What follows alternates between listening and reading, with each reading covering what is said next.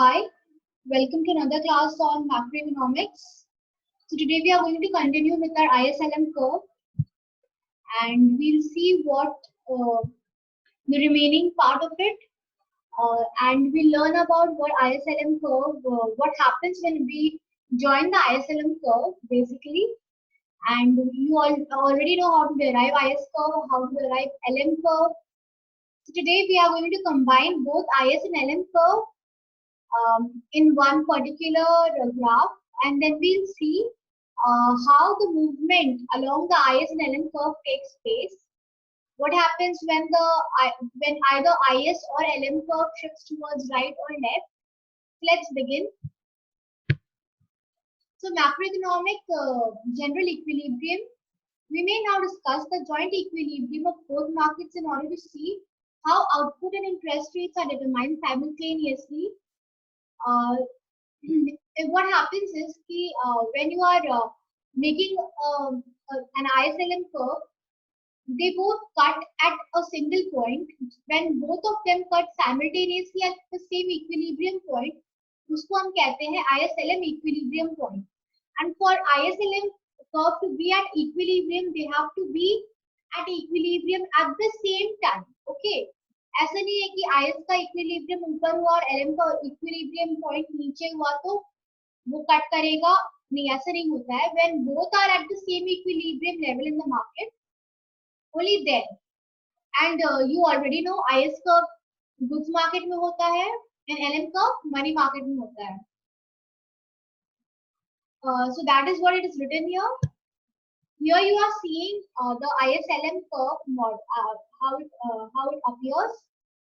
This is the LM curve, this is the IS curve, this is the equilibrium point at rate O0 at RO rate, and this is your income or output. You can whatever you want to call it. तो ये है आपका IS का curve.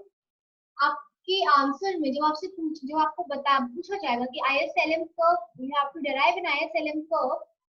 What you have to do there is, first you have to make you have to show how you can derive the IS curve. You have to show how you can derive the LM curve, and that when you are showcasing it, आप जब दिखा रहे हो कि आप IS curve कैसे derive कर रहे हो, LM curve कैसे derive कर रहे हो, तो वो आपको पहले क्या करना है, पहले आपको ये बनाना है, ठीक है. उसके बाद आप पहले IS कर्व निकालो, उसके बाद आप LM कर्व निकालो एक ही बार में, और उसमें ही आपको दिखा देना है कि आपने IS LM कर्व कैसे निकाला है. You will understand what I am talking about in our upcoming slides. तो ऐसा नहीं है कि you have to make it, बहुत ज्यादा करना नहीं है, सेपरेटली सब कुछ नहीं करना है, एक ही बार आपको तीनों को साथ में बनाना है. ये ऊपर होगा. I'll show you how it will be done. So changes in equilibrium level of income and interest rate. So now we have to see कि equilibrium level of income and interest rate में changes कैसे आते हैं. यहाँ पे you can see IS curve. Now you will see that the पहला equilibrium is at E.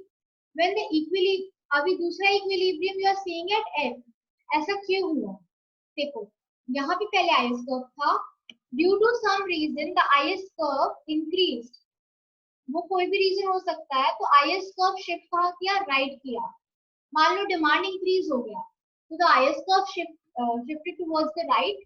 तो जब राइट हैंड साइड में शिफ्ट हुआ है, F पे शिफ्ट हुआ है, देखो रेट भी इंक्रीज हुआ है और यहाँ पे Y1 यहाँ पे आपका आउटपुट भी इंक्रीज हुआ और रेट भी इंक्रीज हुआ है. अब आप सोच रहे हो कि why did the rate increase? क्योंकि we तो always see ना that when you are when you are spending more, जब इन्वेस्टमेंट ज्यादा होता है तो रेट ऑफ इंटरेस्ट कम होता है. लेकिन यहाँ आप देख रहे हो कि जब आपकी डिमांड बढ़ रही है, जब आप स्पेंड ज्यादा कर रहे हो, तो rate of interest has increased. Why is that happening? Simple question. देखो कुछ नहीं है. यू ऑलरेडी नो कि जब आप LM कर्व बना रहे थे तो आपने देखा था कि supply of money is constant. तो जब IS कर्व बनाते हो तो जब डिमांड इंक्रीज होता है, you are demanding more money. If more money you are demanding, supply तो constant ही है ना, supply of money तो कोई change नहीं हुआ है, supply of money is constant. तो ताकि demand of money को control किया जा सके, रेट ऑफ इंटरेस्ट इंक्रीज हो जाता है। जब रेट ऑफ इंटरेस्ट इंक्रीज होता है तो आप कम मनी डिमांड करते हो and then things are under control. इसलिए rate of interest has increase from R0 to R1 here.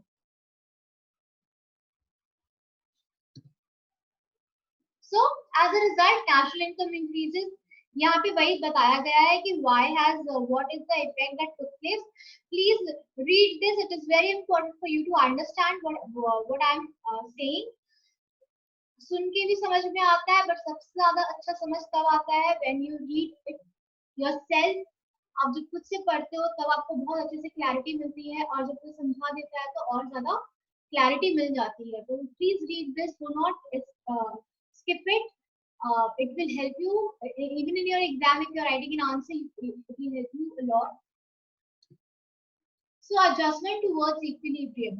Suppose our hypothetical economy were initially at a point like E in figure 11, and that curve then shifted so that the new equilibrium was F. हमने देखा था कि curve shift हुआ है rightwards, तो equilibrium F पे पहुंच गया है, new equilibrium. How would the new equilibrium actually be reached? The adjustment would involve changes in both interest rate and level of income. तो adjustment में हमारा level of income भी change हुआ था. देखा था आपने कि y1 से y2 या y0 से y1 हो गया था, और rate of interest भी increase हुआ था.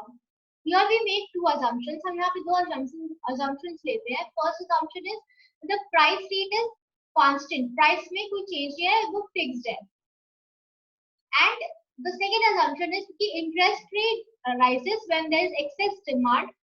जब ज्यादा डिमांड होता है तो इंटरेस्ट रेट राइज होता है. मनी का जब ज्यादा डिमांड होता है, क्यों राइज होता है आपको पहले से पता है, क्योंकि सप्लाई इज कांस्टेंट.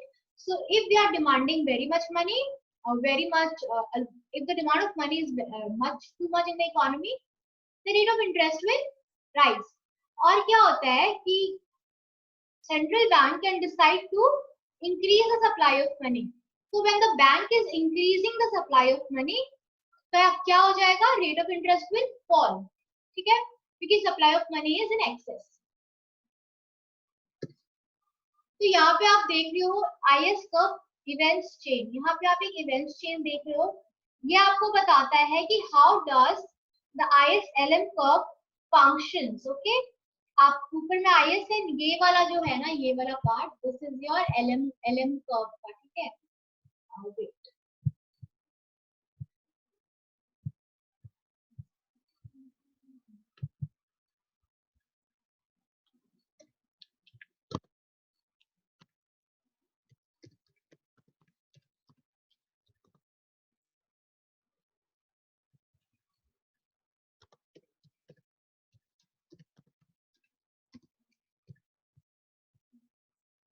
ये LM कर्व का इवेंट्स चेन है.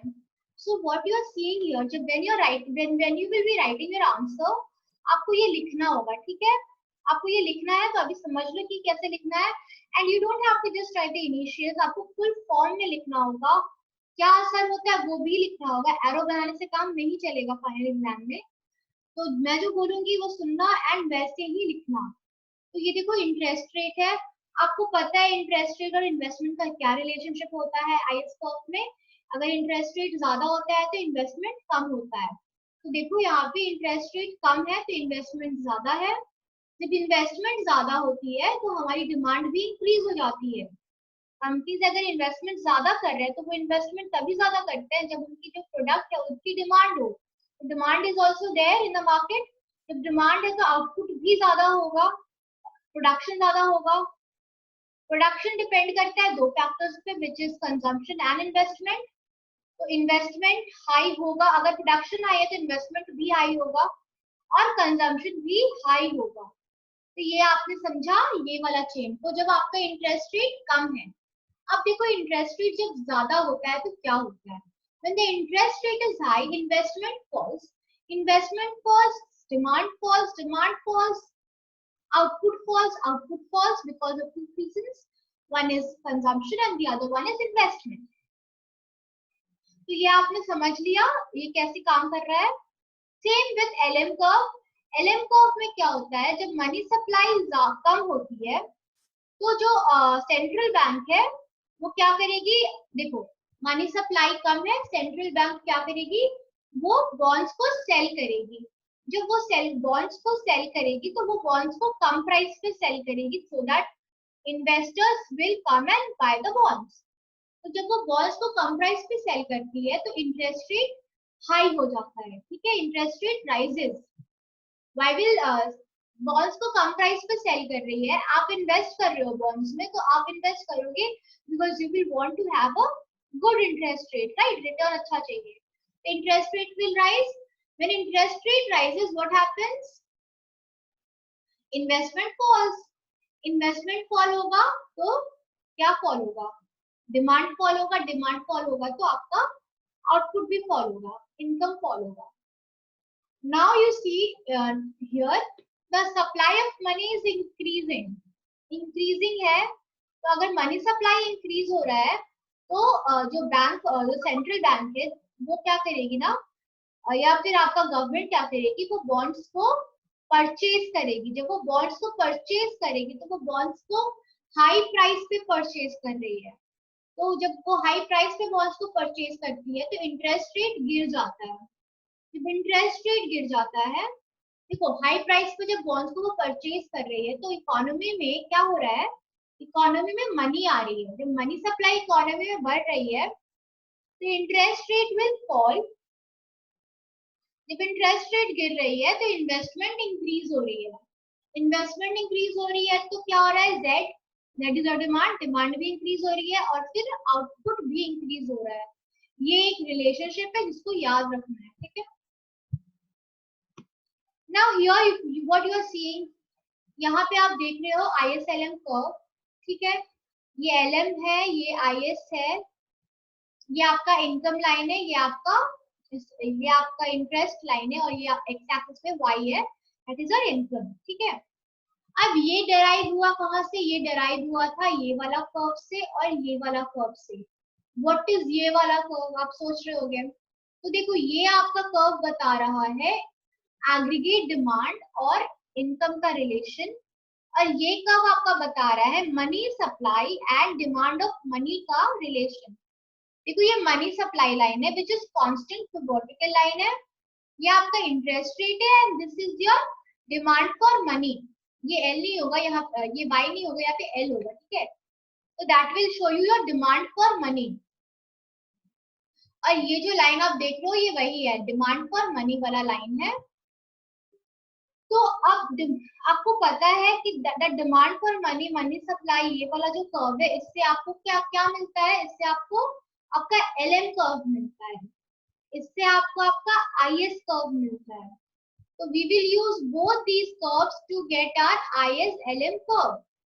तो ये देखो पहले हमने ये कर्व बनाया, यहाँ पे ये कट हो रहा है, this is the interest rate here, जो मैंने यहाँ पे ही डाल दिया है। तो आप यहाँ पे ज्वाइन करो, फिर यहाँ पे आप आओ, यहाँ पे देखो Y है इनकम, ये है AD एग्रीगेट डिमांड, और ये इसका इंटरेस्ट रेट का लाइन है।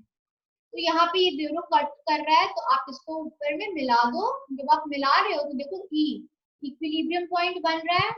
Now you make a line here and you make a line here, ये बन गया आपका IS LM कर्व। खत्म, इतना आ गया समझ में। अब क्या होता है, अब देखो कुछ अफेक्ट्स होते हैं।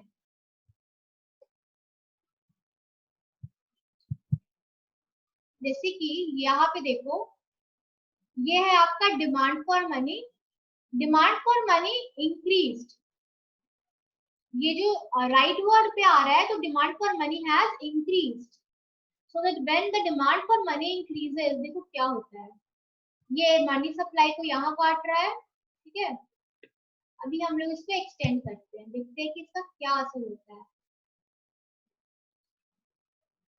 And why has the demand of money increased? Can you tell me? Demand for money increase तब होता है जब मॉनेटरी पॉलिसी का कोई सेंट्रल बैंक ने कोई डिसीजन लिया है, जैसे कि उसने ओपन मार्केट ऑपरेशन में बॉन्ड्स को क्या किया है, खरीद लिया है। तो जब वो खरीद लेता है तो मनी सप्लाई इंक्रीज हो जाता है इकोनॉमी में और डिमांड फॉर मनी इंक्रीज हो जाता है, because now you want to purchase those bonds. so your demand for money has increased. ठीक है, see कैश रिजर्व रेशियो है, कैश रिजर्व रेशियो अगर कम हो जाता है, सीआरआर कम हो जाता है, तो कमर्शियल बैंक को सेंट्रल बैंक के साथ कम पैसा रखना पड़ता है, यानी कि commercial bank can give more loan to the people, तो डिमांड इंक्रीज हो जाता है, तो demand for money also what increases, समझ में आ गया। तो ये जब डिमांड फॉर मनी इंक्रीज होता है तो हमारा जो एल है वो राइट वर्ड शिफ्ट होता है, because demand has increased, this is your output. ठीक है, ये जो आप देख रहे हो ना यहाँ,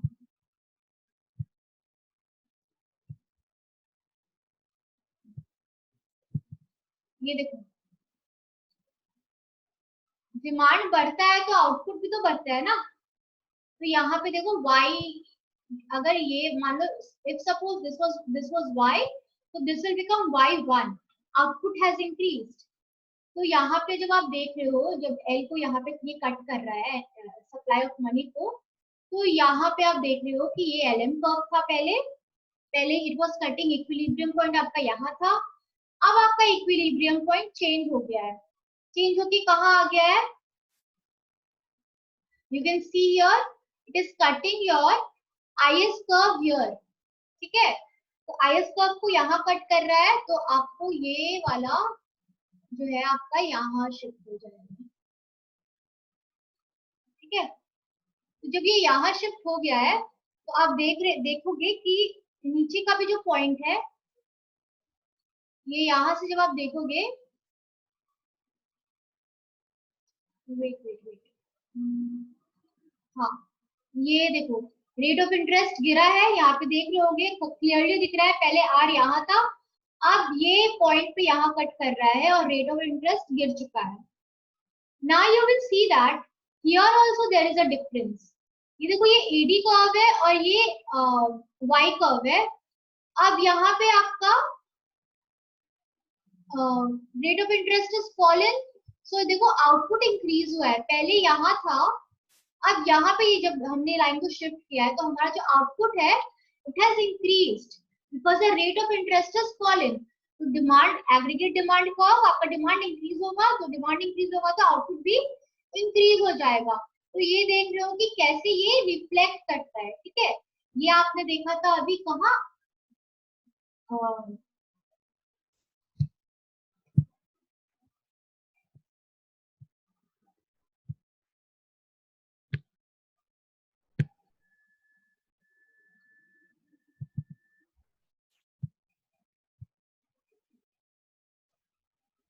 तो ये आपने कहा देखा था कि एलएम जो डिमांड फॉर मनी है उस पर क्या असर होता है।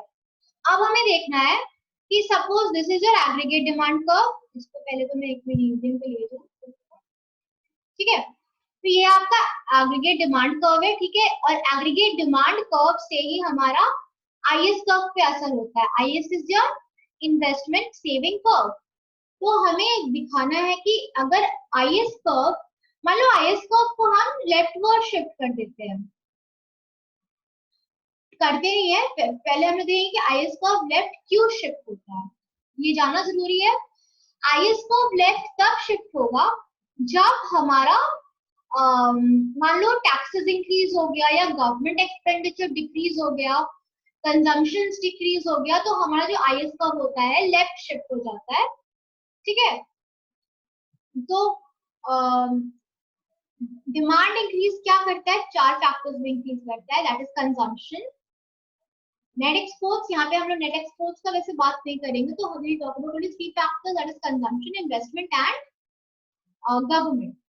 अभी मान लो कंजम्पशन हैज डिक्रीज्ड या गवर्नमेंट एक्सपेंडिचर हैज डिक्रीज्ड या फिर इन्वेस्टमेंट हैज डिक्रीज्ड, तो हमारा डिमांड कम होगा, राइट। तो लेट्स डू दैट, हम देख लेट्स सी कि अगर डिमांड कम होगा तो क्या होता है।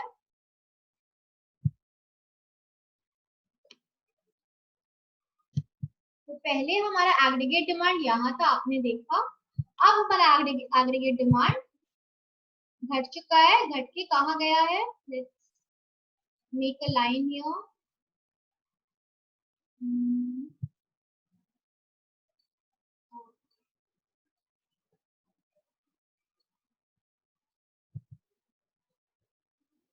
देखो ये आपका नया एडी कर्व है क्योंकि हमारा लेफ्ट वर्ड शिफ्ट हो रहा है, नहीं not leftward shift, AD हमारा डिक्रीज हो रहा है। तो एडी डिक्रीज क्यों हुआ, हमारा कंजम्पशन डिक्रीज हो गया, या फिर गवर्नमेंट एक्सपेंडिचर नहीं है, या फिर टैक्स ज्यादा हो गया तो हमारे पास डिस्पोजेबल इनकम कम हो गया है स्पेंड करने के लिए। So our aggregate demand has fallen, it has decreased. तो जब एग्रीगेट डिमांड डिक्रीज हो गया है तो आप देखो दैट योर इक्विलिब्रियम जो पहले यहाँ था अब इसको शिफ्ट करो, शिफ्ट किया हमने। अब देखो जब यहाँ शिफ्ट हुआ है तो यहाँ हमारा कट कर रहा है यहाँ पे, तो हमारा जो आईएस कर्व है वो भी शिफ्ट होके यहाँ आ जाएगा।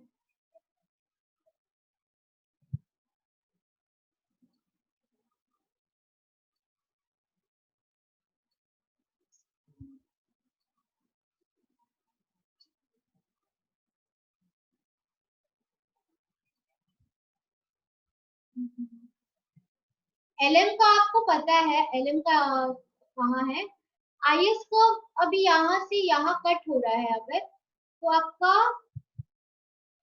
This line is here and equilibrium point भी यहाँ आ जाएगा, और ये वाला जो ई है यहाँ,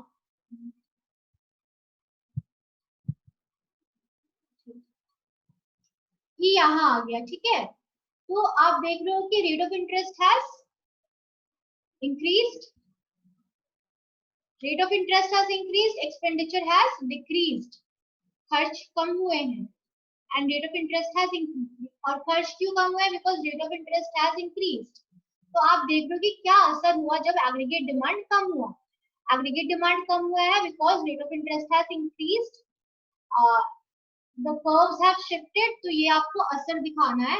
एंड ये ऐसा क्यों हुआ, बिकॉज फोर फैक्टर्स है, consumption, government expenditure, three factors, consumption, government expenditure या इन्वेस्टमेंट, कोई भी कम होता है तो हमारा जो डिमांड है वो कम हो जाता है, तो हमारा जो एलएम है, आईएस कर्व है, वो लेफ्ट शिफ्ट होता है। अब मान लो हम लोग यहाँ से नहीं, वी आर स्टार्टिंग फ्रॉम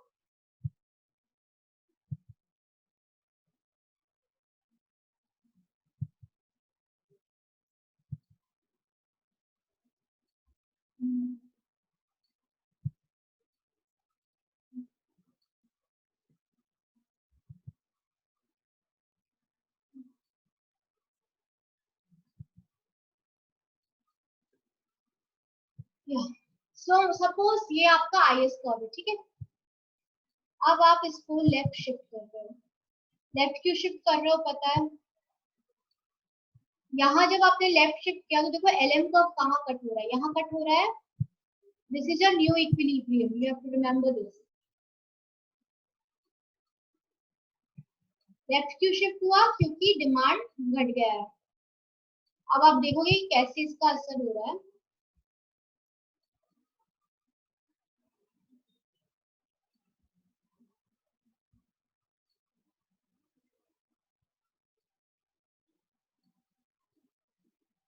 तो देखो ये देखो एकदम एग्जैक्ट लाइन बना है, मतलब एग्जैक्ट पॉइंट पे ही कटा है, यहाँ पे भी कटा है।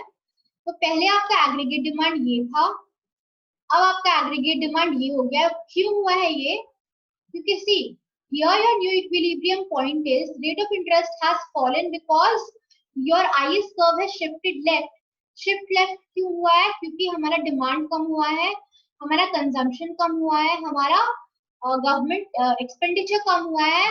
तो ये सब जब कम होता है तो demand falls, when demand falls the rate of interest is also falling, ठीक है। तो जब रेट ऑफ इंटरेस्ट फॉल हो गया है, देखो aggregate demand has also fallen,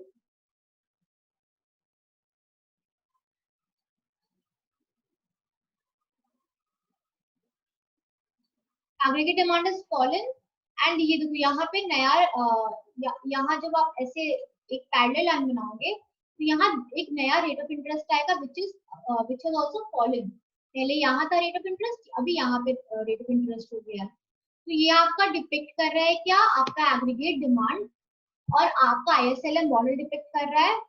तो जब इंटरेस्ट रेट गिरता है तो फिर क्या होता है, इन्वेस्टमेंट इंक्रीज हो जाता है। जब इन्वेस्टमेंट इंक्रीज होता है तो हम क्या करते हैं, हमारा मनी डिमांड इंक्रीज होता है। सप्लाई, मनी डिमांड इंक्रीज होने से क्या होगा, supply of money is limited, तो फिर रेट ऑफ इंटरेस्ट ऊपर चला जाएगा, क्योंकि हमारा जो मनी डिमांड है वो बहुत ज्यादा एक्सेस नहीं होना चाहिए।